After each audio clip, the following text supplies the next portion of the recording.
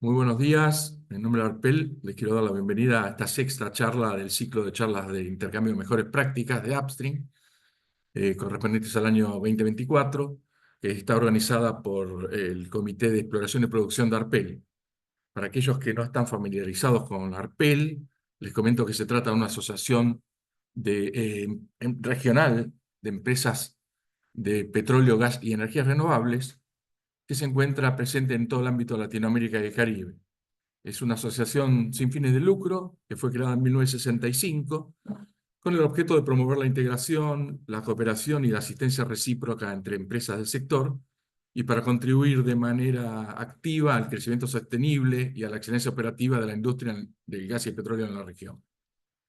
Actualmente, Arpel cuenta con 32 empresas socias que representan un alto porcentaje de de lo que son las actividades de upstream, midstream y downstream que se desarrollan en Latinoamérica y el Caribe, incluyendo a las empresas operadoras nacionales e internacionales, las principales, también proveedoras de servicios, tecnología y bienes, y también instituciones nacionales e internacionales del sector. Aquellos que estén interesados en tener más información sobre Arpel y qué cosas hacemos, pueden visitar nuestra página en la dirección www.arpel.org, donde van a poder encontrar información. Antes de comenzar con la actividad de hoy, con esta charla, les quiero comentar algunos aspectos con respecto a la dinámica que vamos a tener en la actividad. Como pueden ver, tenemos traducción simultánea. Aquellos que quieran utilizar esta opción pueden dirigirse al icono que se encuentra en la parte inferior de la pantalla, en la barra de herramientas de Zoom. Ahí van a ver un icono con forma de globo terráqueo. Presionando sobre él van a poder seleccionar el idioma de su preferencia. También se habrán dado cuenta que esta presentación está siendo grabada, por lo cual aquellos que tengan interés en verla posteriormente o compartirla van a poder hacerlo eh, entrando al canal YouTube de Arpel. No solamente van a poder ver en forma diferida esta presentación, sino también van a tener acceso a otras grabaciones, webinars, talleres que se han llevado a cabo adelante por Arpel. Con respecto a la dinámica en sí, la presentación no va a permitir interrupciones, o sea, se va a hacer toda la presentación de una sola vez. Aquellas preguntas que ustedes quieran hacer, por favor, les voy a pedir que las dejen expresadas por escrito en el espacio de Q&A o preguntas y respuestas que se encuentra también en la barra de herramientas de Zoom. Una vez que termine la presentación, yo voy a hacerle al expositor las preguntas para que puedan ser contestadas.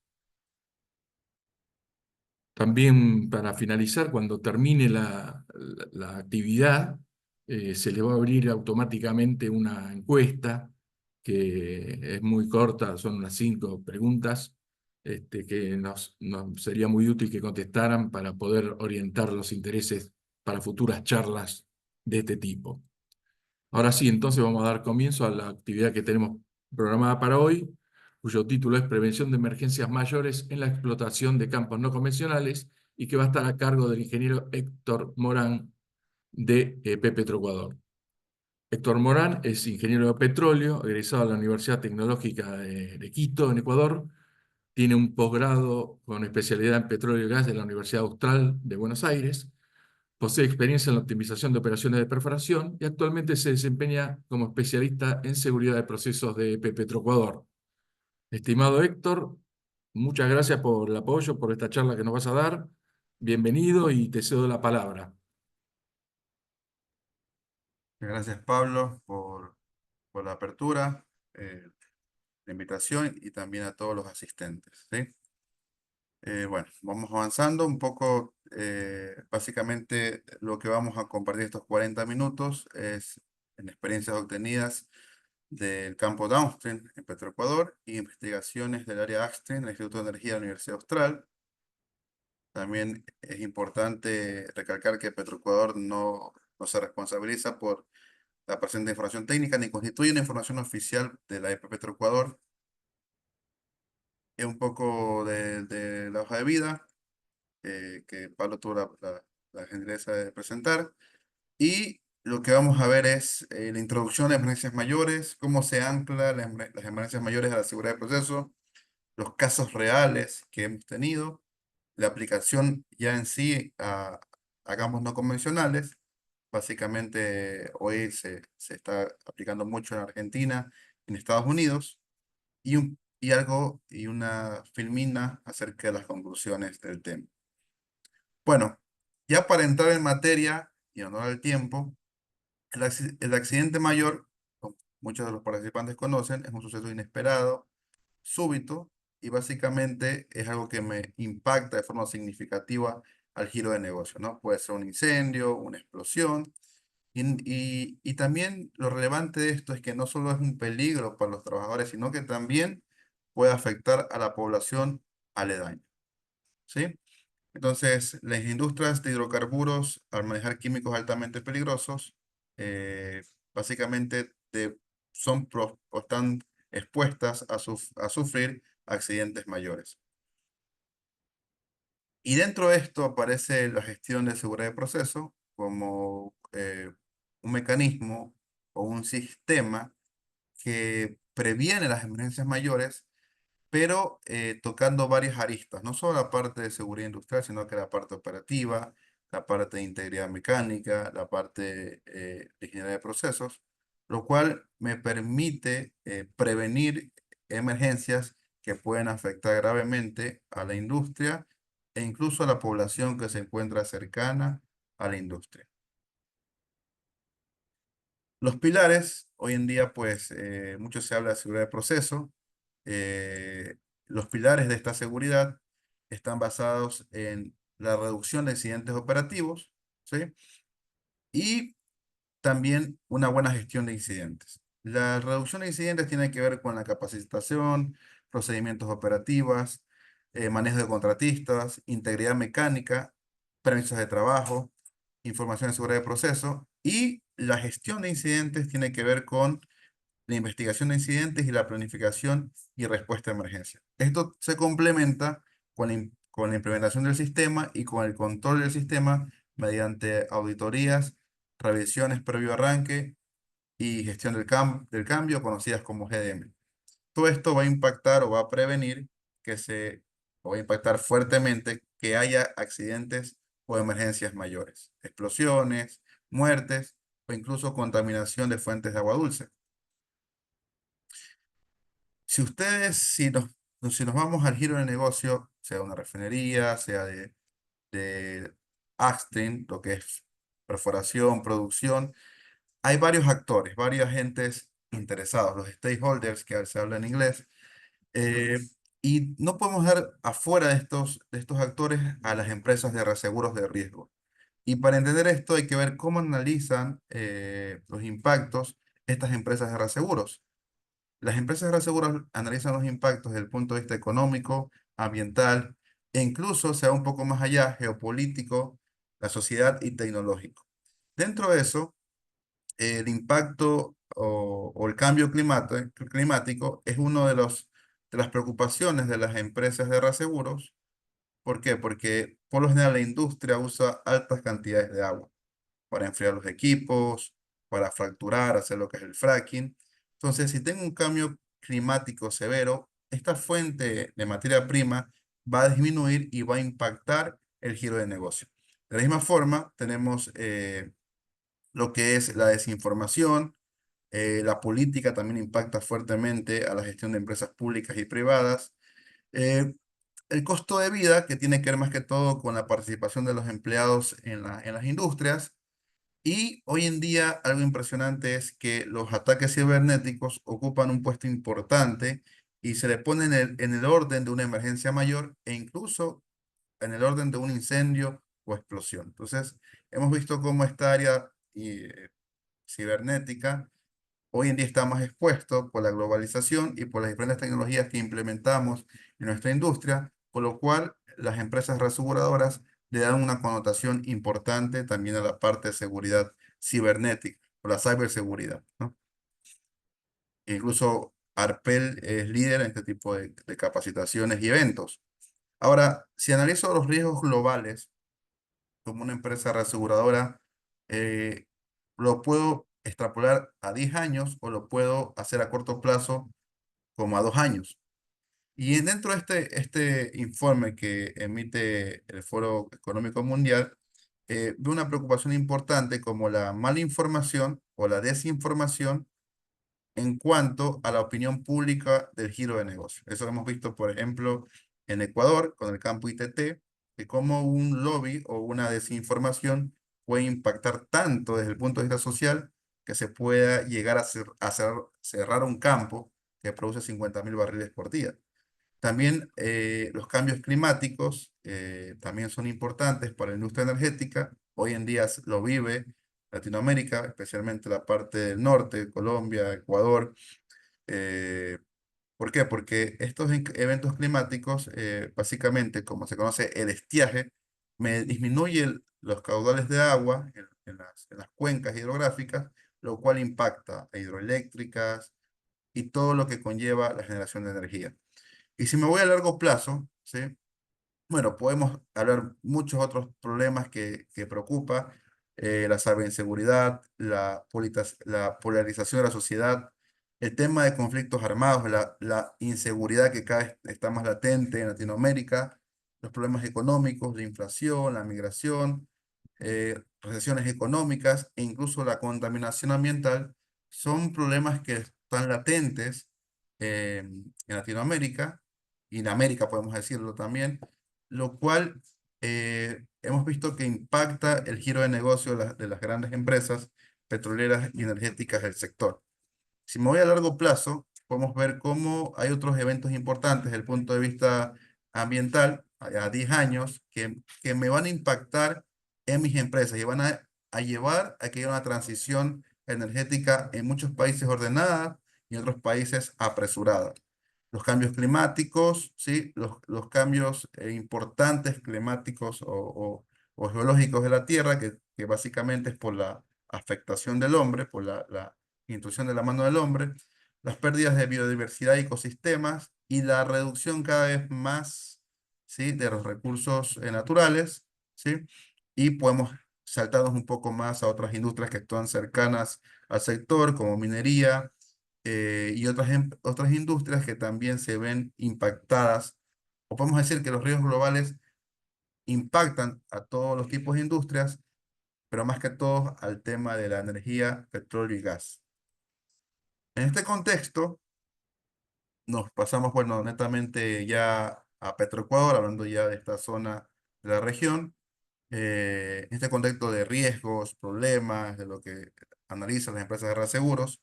Petroecuador es una empresa que maneja todo el giro de negocio de petróleo, explotación, transporte, refinación, comercio nacional e internacional, ¿sí? Por lo cual también está expuesta a sufrir emergencias mayores en todo el giro de negocio, ¿no? Explosiones, incendios, fugas de sustancias peligrosas, incluso derrames de hidrocarburos que pueden afectar cuencas hidrográficas o fuentes de agua dulce. Ahora, entrando un poco a la parte no convencional, nos vamos al sur de la región, ¿sí? La Argentina, la cuenca neuquina, donde actualmente el negocio de Upstream ya se ha podido rentabilizar, se ha logrado explotar una cuenca maravillosa desde el punto de vista no convencional y podemos ver la cuenca neuquina, las prospecciones en áreas, lo que está en verde, pues las zonas prospectivas de petróleo, en amarillo lo que es condensado de gas y en rojo pues lo que es prácticamente yacimientos de gas. Actualmente la Argentina, gracias al no convencional, gracias a explotar de la roca madre, ha logrado producir solo la cuenca neuquina más o menos 80.000 metros cúbicos de gas y también alrededor de los 500.000, 600.000 barriles por día de petróleo no convencional, dando por entendido que el fuerte de la cuenca es la producción de gas, ¿sí? Entonces esto nos lleva a innovar y extender nuestro horizonte de la seguridad de proceso, porque nos lleva a áreas que no habíamos llegado. El fracking, qué pasa para evitar que pasen emergencias mayores con el uso del fracking, y esta gestión de seguridad de proceso lo puedo aplicar en todos el giro de negocio de la industria, pero en el desarrollo del no convencional me conlleva un desafío, ¿sí? Porque no solo es perforar a altas profundidades, sino también aplicar una fractura hidráulica que maneja altísimas presiones, que me genera un riesgo de contaminar acuíferos superficiales o incendios o explosiones. ¿Qué es el no convencional? Bueno, en Argentina está muy claro, es un pionero, vamos a decirle, es un país líder en la región del no convencional, tomando el ejemplo también de Estados Unidos. Actualmente, en las clases de ingeniería de petróleo nos enseñaban que la roca generadora no era rentable, ¿sí? Es decir, la roca generadora no era rentable porque tenía pocas características de porosidad y permeabilidad, realmente pobres, lo cual nos llevaban siempre a comercializar el reservorio convencional, donde tenemos un sistema de trampas, una roca porosa y permeable, trampas, roca sello, por decirlo así, lo cual es un poco más sencillo, ¿sí? Sin embargo, hoy en día la necesidad de recursos, el crecimiento de la población nos lleva a otro tipo de roca, un reservorio no convencional, donde básicamente la permeabilidad es baja, ¿no? Si ustedes se fijan, al lado derecho tenemos un modelo de areniscas donde tengo una buena porosidad, lo cual permite que el fluido fluya, ¿sí? Fluya de forma natural. Luego, con la ayuda del levantamiento artificial, puedo ayudar a la producción. Sin embargo, en un reservorio no convencional o en la roca generadora, prácticamente la porosidad, perdón, la permeabilidad es nula, ¿no? Lo cual me obliga a fracturar el reservorio con una técnica llamada fracking, o fracturamiento hidráulico en español, lo cual permite crear canales que conecten el fluido y rentabilizar esta roca madre, ¿sí? Entonces, en este contexto, eh, la industria de hidrocarburos, por la necesidad imperiosa de mantener recursos para los derivados de hidrocarburos, derivados de combustibles, gasolinas, jet fuel, fuel oil, para mover la industria de transporte, siempre está siendo llevada a su límite, ¿no? En este caso, podemos hablar de proyectos importantes en alta mar, por ejemplo, en Argentina, el proyecto Fénix, y siempre está llevando a innovar, ¿no? Siempre va a estar en constante desarrollo, constante innovación. Sin embargo, esto también nos obliga cada vez más a esforzarnos a que el desarrollo de la ingeniería se lo haga de forma eficiente y de forma segura. Entonces, hoy en día, pues las grandes industrias, las grandes empresas, en este caso de British Petroleum, hablan de una resiliencia de la industria de hidrocarburos, es decir, adaptarse a los cambios, es decir, ir de la mano con la transición, ser más eficiente, reducir la huella de carbono, la refinación ser la más eficiente, reducir la contaminación ambiental o la generación de CO2, de gases de efecto invernadero, pero dentro de eso también me voy a otros giros de negocio que me generan poca generación de carbón, ¿sí? Y ya se habla de sustentabilidad de las grandes industrias, por ejemplo, también aprovechar este recurso que genera la industria de petróleo y gas para invertir en nuevas fuentes de energía, ¿no? Bioenergía, biomasa, electricidad, la electrificación e incluso hidrógeno y energías renovables. Pero lo que genera el flujo de caja para invertir en los nuevos negocios es la industria petrolera. Entonces, se habla de sustentabilidad e integración. Es decir, ¿cómo puedo llegar a integrar la industria hidrocarburífera con la transición energética? Entonces, ¿y cómo hacerlo, sobre todo de manera segura y confiable? Entonces, en ese marco de lo que hemos hablado, vienen los accidentes mayores que siempre han sido o son nuestros maestros, por decirlo así, ¿no? Tenemos podemos decirlo así, el origen de la seguridad de proceso lo genera el accidente en Bhopal, donde se declaró el gobierno 5.200 muertes fue una liberación de isocianato de metilo, nuestra petroquímica que producía plaguicidas, lo cual obligó cada vez a la industria a ver el riesgo que exponía no solo a los trabajadores, sino a la comunidad en la cual se encontraba. Este es uno de los mayores accidentes de la industria petroquímica, lo cual obligó a generar normativas, mecanismos, mejores prácticas de ingeniería, mejores mecanismos de control, la redundancia en sistemas de instrumentación para evitar estas emergencias mayores. Tenemos aquí el ejemplo, ¿no? Lo que pasó, una falta de una reacción incontrolada de este isocianato de metilo, se vaporizó y la falta de mantenimiento, falta de integridad mecánico hizo que haya una liberación a la atmósfera. Ustedes ven en la parte derecha, ¿sí? Este oxigenato de metilo por problemas de integridad mecánica de la planta hizo que el viento pues haga que todo este gas se derive a las comunidades, generando más de 5.000 muertes y también miles de personas afectadas y malformaciones a personas, a personas recién nacidas.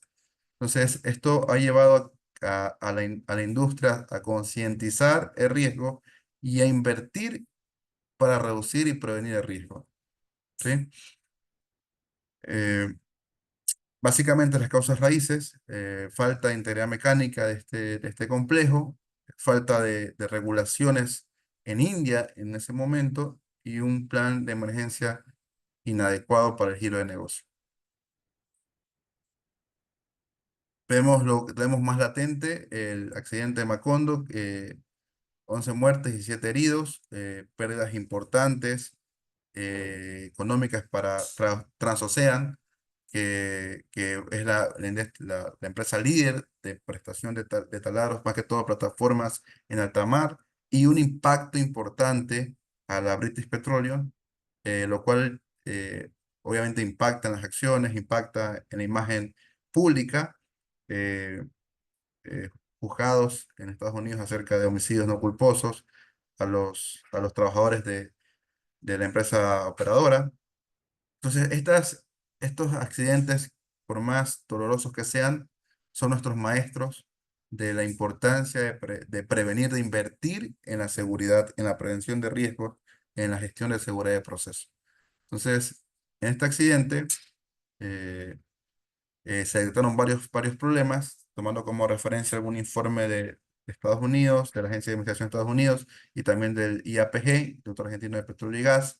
Los problemas técnicos, ¿sí? Lo que es la cementación inadecuada, ¿sí? Falta de control del dispositivo BOP, que es el preventor de reventones, que lo tenemos acá, ¿sí? Que es básicamente la segunda barrera de control en caso de una emergencia de perforación, eh, sumados a factores humanos y de organización, es decir, falta de procedimientos, falta de aplicación de procedimientos o incluso regulaciones que no existían, entonces lo cual lleva a que las industrias, los entes como la API innoven y generen más mecanismos de control, ¿sí?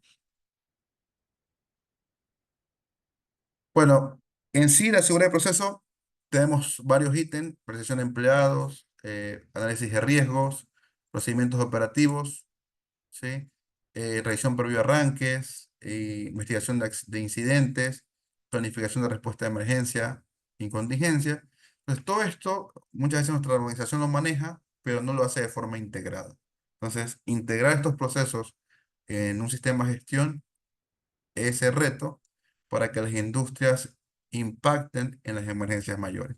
El tema es que las emergencias mayores no pasan de forma seguida, sin embargo, cuando pasan, el impacto al giro de negocio, el impacto a la seguridad, a la integridad de las personas, el impacto a la infraestructura de la instalación es gravísimo. ¿Sí? Tan grave es que me puede hacer perder millones de dinero y perder lo más preciado que es la vida de trabajadores e incluso de la comunidad aledaña. En este contexto, tenemos ya entrando a lo que es la seguridad de proceso aplicado a la parte de Upstream, tenemos la participación de empleados, eh, que fue un estudio que se hizo, una presentación para el IAPG, básicamente en lo que es Upstream, la importancia de socializar y mantener las hojas de seguridad en, en las áreas operativas, en lo que es el fracking, por ejemplo, socializar y conocer y saber cómo actuar ante emergencias. Básicamente el fracturamiento hidráulico usa altas cantidades de fluido, pero en su mayor cantidad es agua, eh, 14% propante, que permite mantener las, los hits o los disparos abiertos, y el 1% son químicos, surfactantes, inhibidores de corrosión, bactericidas, pero ese 1% que uso, esas hojas de seguridad debe estar socializada con la parte operativa y toda la parte que interviene en la operación del taladro, ¿no? La parte de perforación, fracturamiento. ¿Con qué objetivo? Con el objetivo de que en caso de que pase una emergencia, una fuga, un derrame, los trabajadores sepan a qué están expuestos y sepan cómo hacer las actividades de contingencia y remediación. El análisis de riesgo es una herramienta cada vez más eficaz e importante en la industria de petróleo y gas, que nos permite gestionar el riesgo de actividades no rutinarias, ¿sí? Y nos permite saber, o muy conocido como se habla hoy en día, acerca del ALARP, ¿no? Que son eh, los límites operativos a los que puedo llegar. Entonces, el análisis de riesgo me permite saber si la consecuencia o cuán grave es la consecuencia y si es aceptable o no aceptable el riesgo. Por ejemplo, si vas a hacer una actividad de mantenimiento o una actividad operativa, por ejemplo, un pozo direccional que puede causar una colisión, el riesgo es no aceptable, entonces lo ideal es no hacerlo, ¿no? El problema es que muchas veces preponderamos la producción por encima de la seguridad. Entonces ahí vienen los inconvenientes. Que siempre la industria está expuesta a decir entre la producción, rentabilidad o la seguridad. Y por lo general sabemos qué es lo que termina ganando, ¿no? Entonces, un pequeño cuadro de los análisis que se hacen, se hizo para la actividad de fracturamiento, cuáles son los peligros que yo tengo, ¿sí? Eh, Fugas de gas, derrame de productos, conatos, y cuál es la probabilidad de que ocurran en una actividad de fracking no convencional y cuál es el tipo de impacto, ¿sí? Y obviamente esto yo le puedo ir asignando valores ya aterrizándolo a mi realidad de mi complejo industrial o de mi taladro o de mi área que esté haciendo el análisis. No es lo mismo perforar en la cuenca oriente que perforar en la cuenca neuquina. No es lo mismo perforar en alta mar que perforar en tierra. Los procedimientos operativos es algo de suma importancia, ¿sí? Porque los procedimientos operativos me permiten dar directrices claras, concisas y seguras. Tienen también un peso legal y que ayuda y previene emergencias, ¿no? Ayuda a prevenir las emergencias. ¿Por qué? Porque en la parte operativa, por lo general, las directrices se van perdiendo con los cambios de turno. Pero si tengo procedimientos claros, escritos, esto permite a que las actividades se den con directrices claras a lo largo del tiempo. No es lo mismo trabajar en un turno de 7 a 3 que trabajar en un turno de amanecida, ¿no? La predisposición de los trabajadores no es igual. Entonces, por lo general, en los turnos amanecidas tengo mayor probabilidad de incidentes operativos. Tenemos una foto de de la industria no convencional, de operaciones de Upstream, Estados Unidos. Un poco se pudo captar las presiones del fluido. Esto puede llegar a quemar, dañar infraestructura. Entonces ya prevenir la quemadura de una persona, de un colaborador, ya es ganancia para la empresa. Entonces podemos ver, es decir, son actividades imprevistas que se presentan, los incidentes operativos que pueden causar un impacto importante, ¿no? A la infraestructura o a las personas. Entonces, esta foto se pudo captar dentro de una operación normal, los tipos de fugas y derrames que pueden causar o provocarse en la industria de petróleo y gas. Entonces, procedimientos operativos, ¿dónde puedo trabajar? ¿Dónde puedo perfeccionar o afinarlos, refinarlos? ¿Sí? Planes de perforación horizontal, procedimientos operativos de control de pozos. ¿Sí? Hoy día tenemos varias normativas, el IAPG, el Instituto Argentino de Petróleo y Gas, también la API, el Instituto Americano de Petróleo, también da directrices claras, estrictas, a raíz de accidentes que han pasado para evitar reventones o blowout en los pozos de petróleo y gas. Y hoy en día, pues, los procedimientos flat hit, básicamente, cuando yo fracturo, puede impactar en un pozo que se encuentra en producción, para lo cual debo definir, ¿no? ¿Cuál es el procedimiento? ¿Qué voy a hacer con el pozo padre? Los hijos que se generan, cómo va a impactar esta presión en los pozos aledaños, cómo va a impactar en la producción, en la seguridad. Esto, la empresa operadora, ¿sí? Debería tener procedimientos claros, concisos para el desarrollo del fracking. La capacitación es algo que se vende por sí sola, ¿sí? Siempre la innovación está atada o la fuerza laboral y la motivación del personal está atada a una buena capacitación, ¿sí? Entonces, tenemos varias recomendaciones, ¿sí? En base a qué entes capacitar o a qué empresas, por ejemplo, la API, la APG, OSHA, en el tema de control de incendios, en FPA, realizar un plan de capacitación en base a entes reguladores es sumamente importante porque permite tomar experiencias pasadas o malas experiencias pasadas, aplicarlas a mi industria y aumentar o bajar la probabilidad que ocurran emergencias mayores. Un descontrol de pozo, pues, en una perforación, por lo general es fatal, ¿no? Y por lo general siempre la pérdida a la infraestructura se va a dar, ¿no? Entonces, hay otro ítem importante que, que ha cobrado importancia en la industria de la refinación, se conoce como lo que es, bueno, también revisión previo arranque, pero se conoce también como comisionado y precomisionado.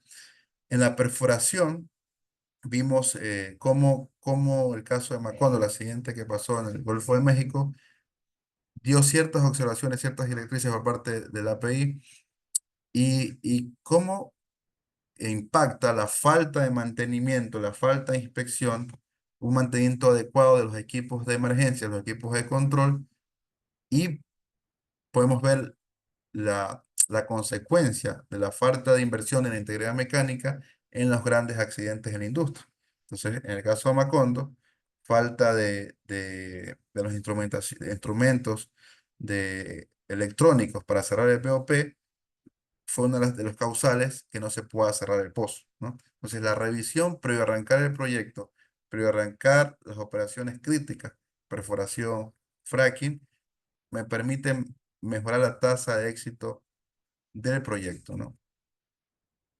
Entonces, un poco un cuadro, ¿sí? De cómo funciona pues, el sistema de perforación. Eh, hago énfasis en el sistema de control de fluidos. ¿Por qué? Porque la primera barrera de control en la perforación es mi sistema de lodo. Si tengo un buen peso de lodo, una buena densidad, si hago un buen control del lodo de perforación, mi pozo va a estar estable. Entonces, la primera barrera de control, la más importante, es el sistema de circulación, el peso del lodo, que constituye la primera barrera de control para evitar un reventón, evitar un blowout. Entonces, la revisión previo a arrancar la operación es de suma importancia, ¿no? La revisión de componentes del taladro, del sistema de zarandas, el control de lodos, es sumamente importante para asegurar las operaciones de perforación. Y bueno, un ítem que habla de seguridad de proceso es el tema de la investigación de incidentes, ¿sí? Que no solo investiga los incidentes graves, sino también incidentes menores. Entonces, el API le da 4 asignaciones. Tier 1, Tier 2, Tier 3, Tier 4, dependiendo del impacto de ese incidente, pero la investigación de incidentes constituye una pieza importantísima para evitar las emergencias mayores, porque el cúmulo de pequeños incidentes por lo general desencadena una emergencia mayor. ¿Sí? Entonces suena bonito en la práctica, pero perdón, suena bonita en la teoría, pero en la práctica constituye un desafío poder integrar todos los entes y poder ver a la parte operativa, a la parte de gestión del proyecto que manejar un buen sistema de investigación de incidentes permite bajar la probabilidad de incendios y de explosiones.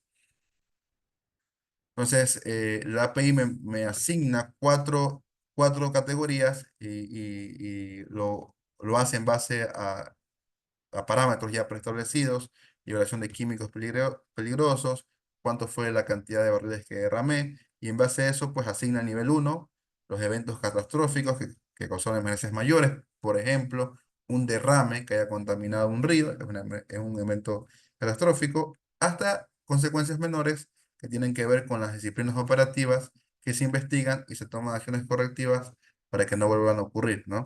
Y que con esas investigaciones y esta gestión permita que el giro de negocio se dé de manera segura, ¿no? Ya hablando de la perforación horizontal, ya yendo ya a la parte final de la presentación, la perforación horizontal constituye uno de los desafíos más importantes dentro de nuestra no convencional, porque hoy en día, pues, de un taladro sacos 15 pozos. Sin embargo, esto me aumenta el riesgo de colisión. Se pueden ver, riesgo de colisión. E incluso si yo le añado a estos problemas de la perforación horizontal, que ya en sí es complejo, le añado problemas geomecánicos, ¿sí? Problemas de las paredes del pozo, puedo causar, los grandes accidentes en la perforación horizontal es la colisión de un pozo. Es decir, perforar un pozo y colisionar con un pozo que se encuentra en producción. No solo me provoca un incendio, sino que me provoca la pérdida de ingresos para la compañía. Entonces, desarrollar buenas reglas anticolisión, delimitar buenas reglas anticolisión y respetarlas por parte de la empresa de servicio constituye una barrera eficaz para asegurar el proceso.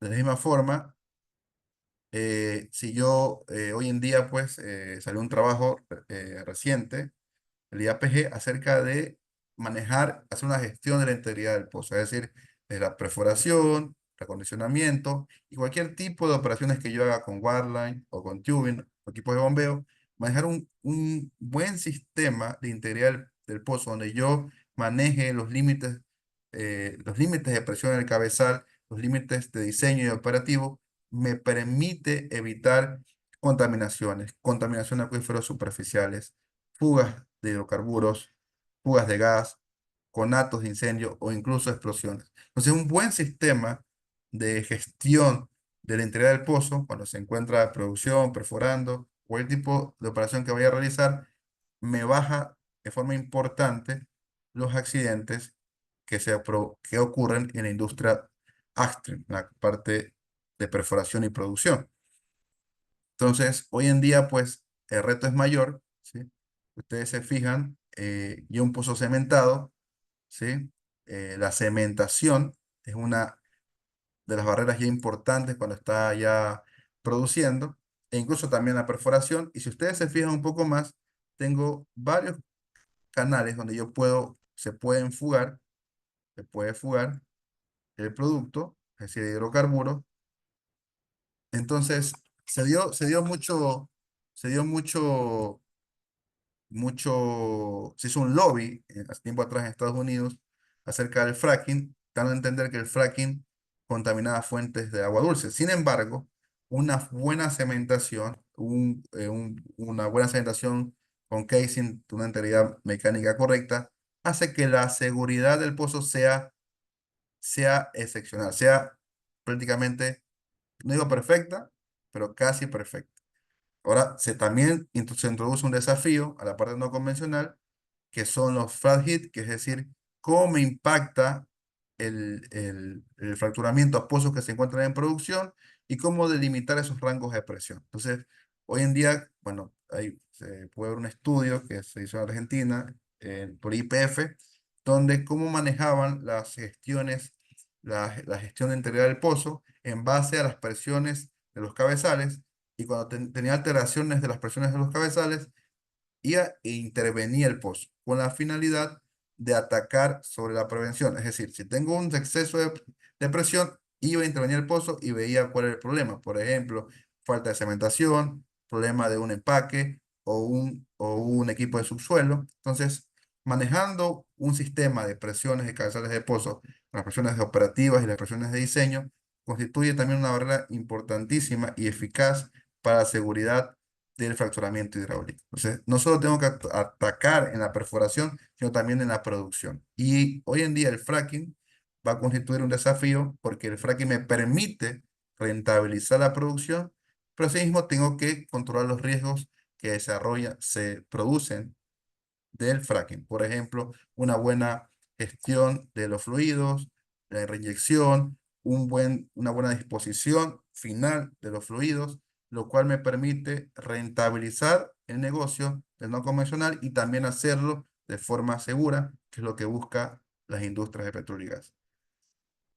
Para terminar, las conclusiones de este tema, que es básicamente la seguridad de proceso, impactan de forma positiva, que permiten mantener la rentabilidad y la seguridad del giro específico del negocio, sea en cualquier ámbito del sector oil and gas, y sobre todo en este tema no convencional.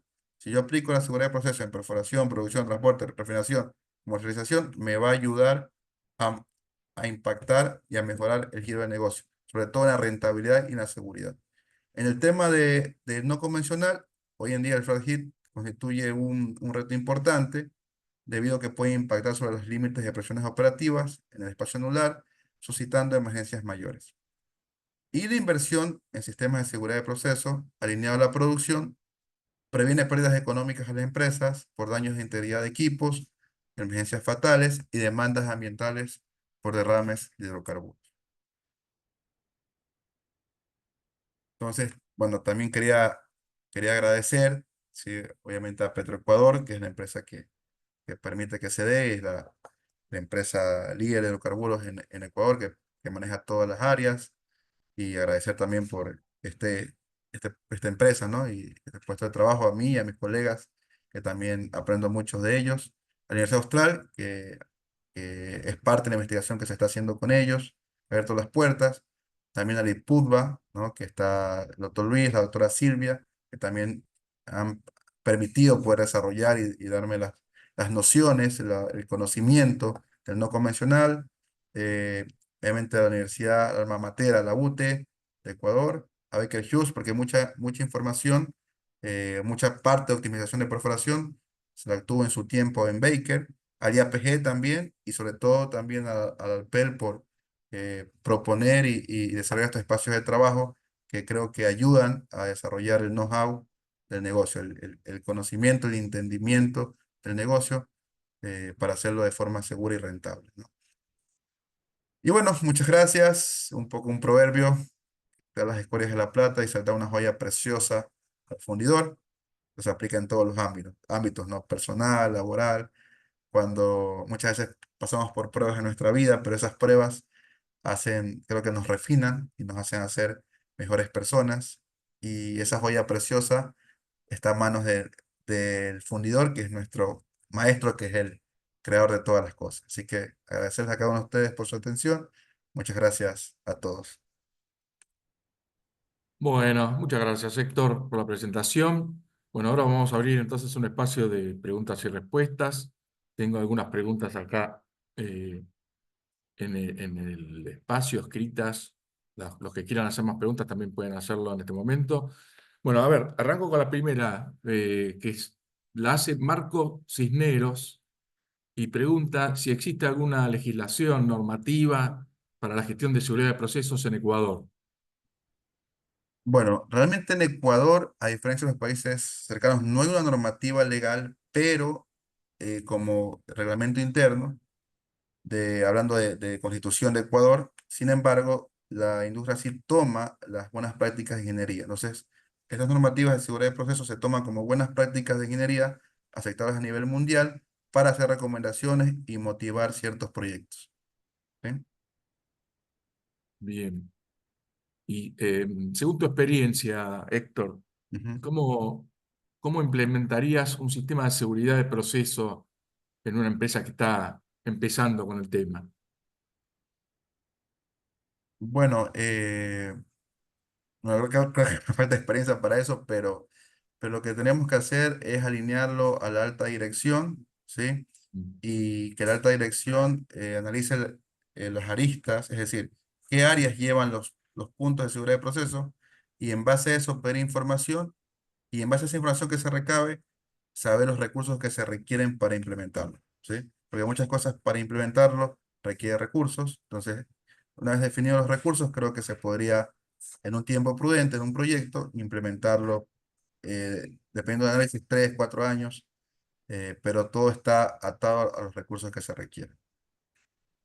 Perfecto. Bueno, creo que esto está alineado con lo que consulta Ricardo F., ¿no? Ujú. Que nos pregunta qué tan importante es la actitud y la ética del trabajador y de los CEOs, digamos, me refiero, se referirá a las autoridades de las empresas Claro. para que se pueda propagar la seguridad basada, la seguridad de proceso, ¿no? Dentro de una organización.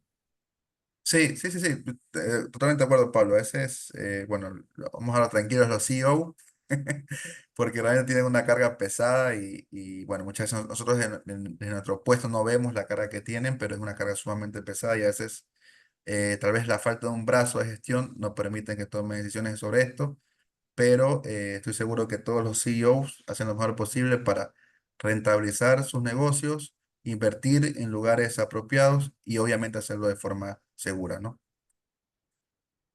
Perfecto.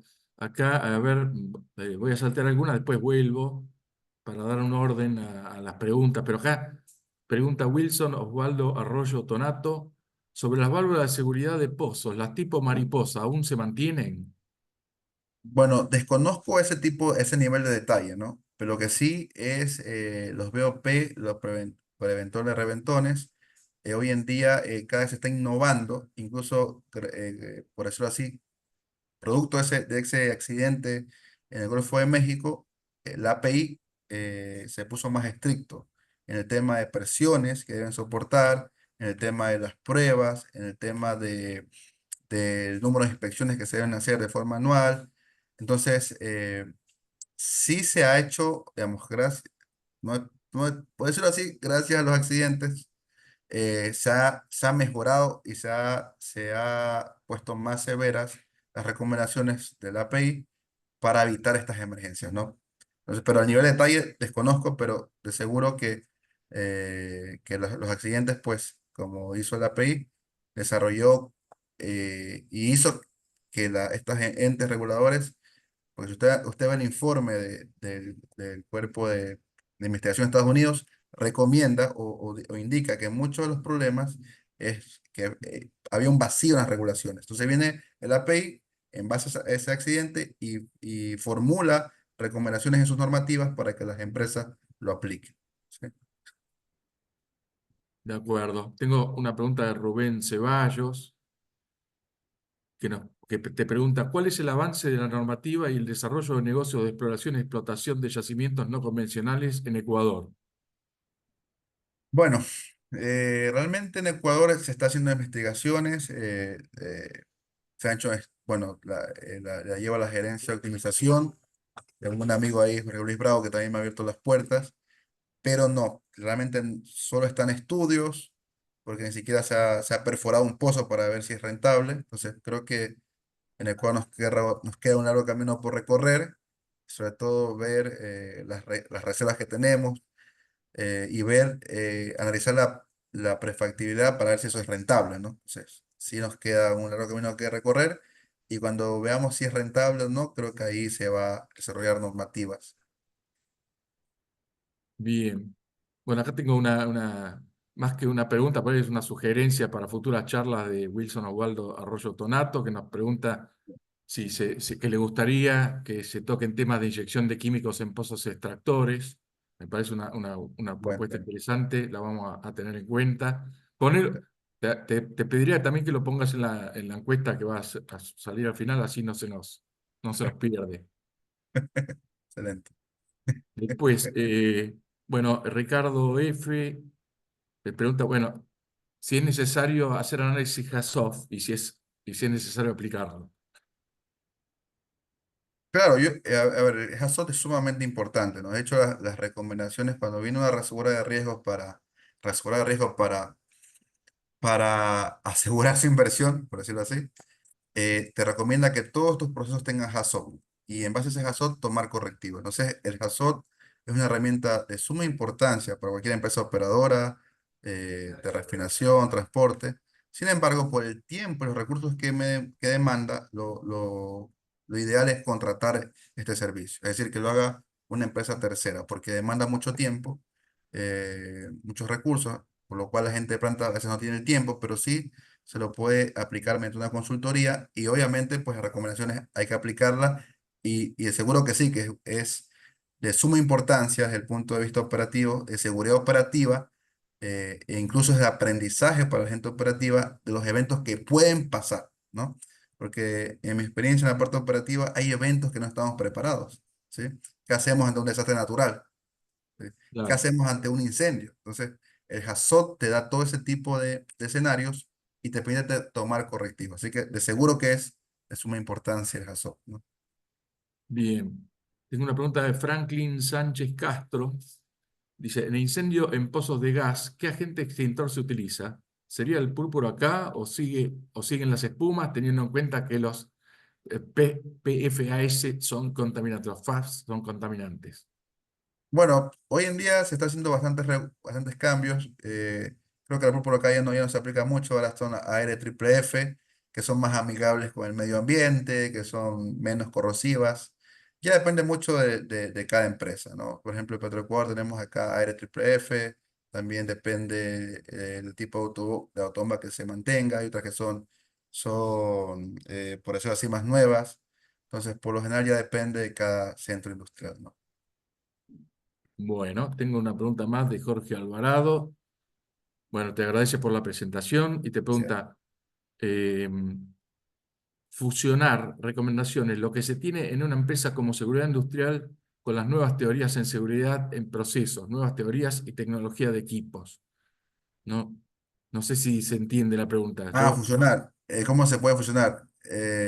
Sí, ¿cómo realmente, fusionar? Sí, eso es ya, lo que te preguntaba. fusionar. Sí, no, realmente sí, muchas veces se trata de fusionar, ¿no? Pero acá en el trabajo hemos tenido experiencias que es complicado porque la seguridad industrial ataca sobre eventos que pasan muy repetitivos, pero la consecuencia es menor. Por ejemplo, caídas, el tema de EPP, equipos de protección, casco, guantes.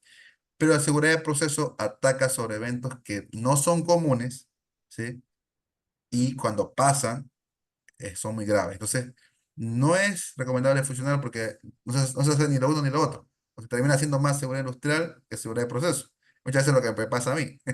Pero puedes separar. La seguridad de proceso, lastimosamente, tiene que decir lo que no quiere escuchar la parte operativa. Entonces, sí, es importante separarlos. No se podría fusionar. Muy bien. Bueno, y ahora vamos, nos quedan 5 minutitos. Yo quería aprovechar para hablar un tema bastante controvertido, que es el tema del fracking o la estimulación hidráulica, que tiene tan mala prensa, ¿no es cierto? Y que en algún momento de tu presentación hablaste de cómo a veces esa mala prensa puede terminar hasta impactando en un punto que termine parando una operación o cerrando un campo o un yacimiento debido a esas noticias tipo fake news, ¿no? Donde Sí. ¿qué tan seguro es hoy eh, el fracking y sobre todo en pozos como los no convencionales que requieren volúmenes tan grandes de arena y agua y tanta potencia de fractura también, ¿no? Bueno, sí, realmente ese tema bueno, buen tema, Pablo. Me pones una papa caliente, porque seguro tú eres alguien ambiental, Pero bueno, se vio en Estados Unidos que mucho de ese lobby que se hizo, ¿no? Era la empresa del carbón, ¿no? Entonces la empresa de carbón se vio desplazada por la producción de gas, el fracking, ¿no? Entonces se hizo un lobby, ¿no? Y tanto fue el lobby que se hicieron videos que llegaron hasta acá a Latinoamérica y uno veía videos que abrían el grifo de la casa y salía gas, ¿no? Entonces siempre, por lo general, son desinformación o son grupos o empresas que se ven afectadas a sus intereses, ¿no? Entonces, hoy en día el fracking, sí, con lo que hemos visto, la fracturación hidráulica, y bueno, antes de ir a fracking voy a pasar un datito aquí, ¿no? Bueno, el que ya local, el ITT, nosotros tenemos un campo en la Amazonía ecuatoriana, una zona hermosísima, el ITT y pueblos con los contactados, y tanto fue la desinformación de la contaminación, del lobby, que cierto grupo de interés ambiental, que se llegó a cerrar el campo. Es decir, se hizo un, una consulta popular y se llegó a cerrar un campo que producía 50.000 barriles con proyección a más, ¿no? Entonces, miren cómo puede llegar la desinformación a impactar hasta cerrar un campo, como lo decía Pablo. Y hablando del fracking, hoy en día con la cementación, una buena cementación, ¿sí? Con los avances que se tienen con los frac hit, que se hace un monitoreo de los cabezales de los pozos, es verdad, como dice Pablo, se usa bastante, mucha cantidad de agua, pero esa agua se la reutiliza y si se hace disposición final, se la trata. Entonces, la industria petrolera de petróleo y gas tiene una alta conciencia ambiental el día de hoy, ¿sí? Lo cual yo me atrevo a decir que hacer el fracking el día de hoy es muy seguro, ¿no? Muy segura, pero siempre y cuando respetemos las normativas de seguridad, es decir, un buen tratamiento de agua, una buena cementación, las pruebas, los registros de cementación, que es lo que falló en Macondo. Entonces, haciendo todos los procedimientos operativos, una buena cementación, el tema del flat heat, un buen sistema de integridad de pozos, eh, y con personas comprometidas y una buena disposición final de fluidos, yo me atrevo a decir que el fracking es totalmente seguro. Bueno, muy bien. No, no sé si hay alguna pregunta más. Si no, estamos llegando justo al horario. Yo, por mi lado, Héctor, bueno, agradecerte por tu presentación.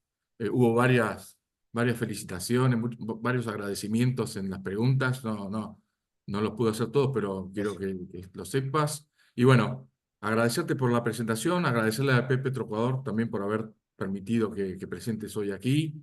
Agradecer también a tus tutores, a los que hayan colaborado con este trabajo.